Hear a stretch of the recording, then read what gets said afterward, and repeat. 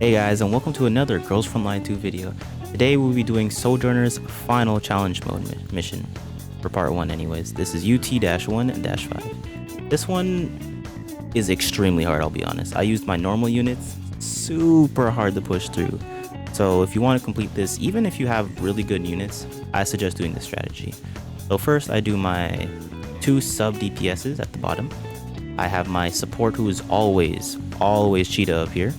And I have my sniper. My sniper is very important because she'll be the one who's getting teleported on. You'll see later. And lastly, the person who's going to be doing basically all the damage, and you don't actually need damage, is your QJ. You could use someone else's, you could use your own, but you're going to need QJ, and she's going to have to be here. This position is not really negotiable. She has to be here, and she has to be relatively good, like 36, 35, because this is a high level boss. Alright, so to start it off, the first thing you need to do is have your cheetah over here, and she doesn't actually need to attack anyone. All she needs to do is buff QJ. That's her main goal, and she also helps with breaking the shields on the boss. QJ's first thing will be to attack this mob right here. Just got to get it killed, because if it starts hurting people, it's going to mess up the teleports, and you just don't want that to happen, trust me. Next, you'll have Nemesis directly here. For some reason, when you have her here, the game kind of glitches out. You'll see in a second, but you want her here, and that's probably like the best place to put her. In this order, by the way, I tried a different order, did not work. Do it like this, so QJ actually shoots it. And now, simply, you're gonna put, I like to put my Sharkery on this side, and I put my Groza to the left of her.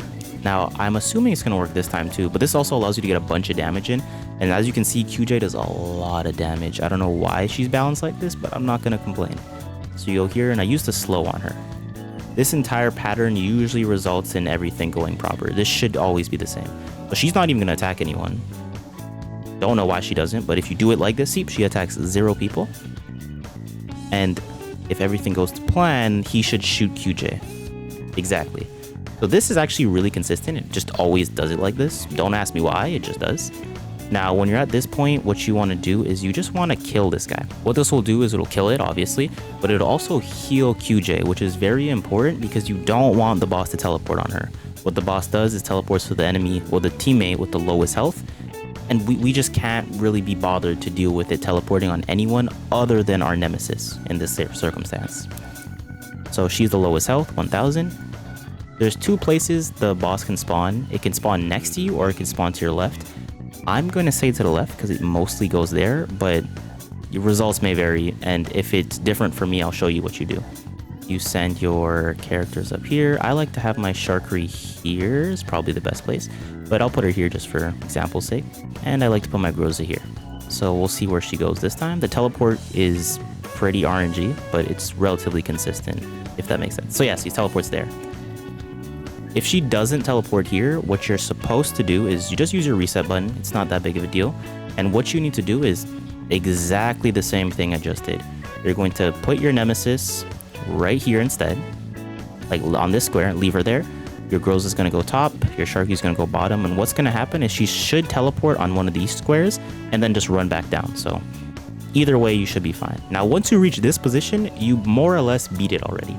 I'll show you the rotation, and you can go through it with me, of course, because who doesn't like being with me?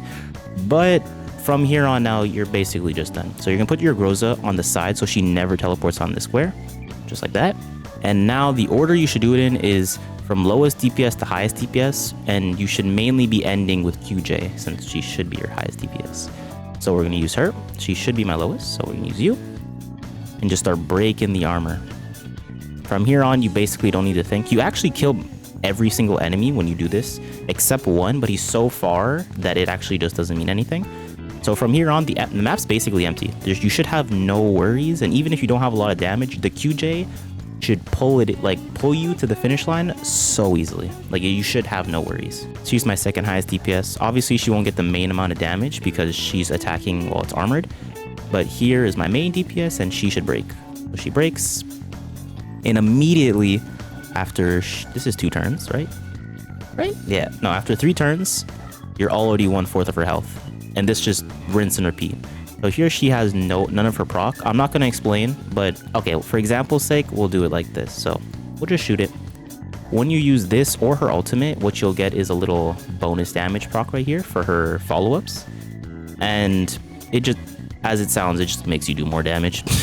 if everything goes well and you don't need to use any of your resets at the bottom, what you could do is just literally ignore the game's mechanics and just do this. So you just run in, and you just want to find the boss. It doesn't even matter. We're not going to attack anything. We're just going to run in. We do this. There you go. Found the boss. And after doing that, we're literally just going to reset. And now we're going to take our AoE attack, and we're just going to shoot this. And usually you can't always do this. You'll run out of resets. And if you run out of resets, literally just end the turn with everyone. Don't even bother doing this. You're going to mess your run up. But if you have the resets, just find her and just start laying into her. So here we'll do my... Doesn't even really matter. I'll use my highest DPS. And now since QJ ran out of her buff, that's up here, we're going to use her ult. And it should give you 4 of them. So we got our 4 buffs right here.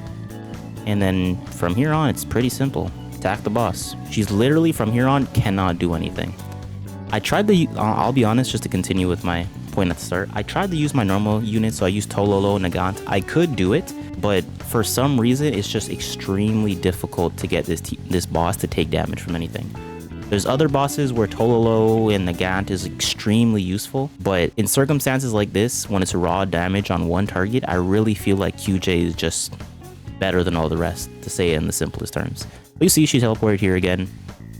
Still can't do anything. She's basically soft locked. This guy's gonna come closer and closer. He's gonna seem like he's gonna shoot you right here. He's not. He's just not. I thought he was too, but he just is way too slow to actually affect you. Here I like to do my buff because you'll run out of your follow-up attacks with her. And if you run out of those, it makes it a lot harder to actually do anything about this shield right here. So we're gonna continue. Charkery, lowest damage healer. Go ahead. Doesn't even matter if it doesn't do anything. Just want to do as much damage as possible. This is just speeding up the process. Get it done as quickly as possible. Use her. She still has 1 buff right here. So I can use her. Buy my little debuff. Now, wait. What I might actually do is... What you're going to do with your Groza is actually nothing, because she can't attack the boss. But what you can do is you could just randomly shoot at these guys right here and allow your nemesis to get her buff up. This is something you can do in everything, and you should always be thinking about that. When you're using her or Nagant, don't ever waste a turn. Always think, how can I get her to follow up? Because you could always get your ult like that. Now she has no buffs. Once again, I'm just going to use this because I can. No reason other than because I can. Get that bonus damage. Come on, crit! Now we are done. We'll finish it with my QJ after this attack. And we have way more turns than we need left. We have 7 more turns to finish this. So even if your QJ isn't that strong, trust me, you're going to have enough time. So as always, if you enjoyed the video, feel free to like and subscribe. I loved your feedback on the last video, and I'd enjoy in the comments this one too. And I'll see you in the next one. Peace!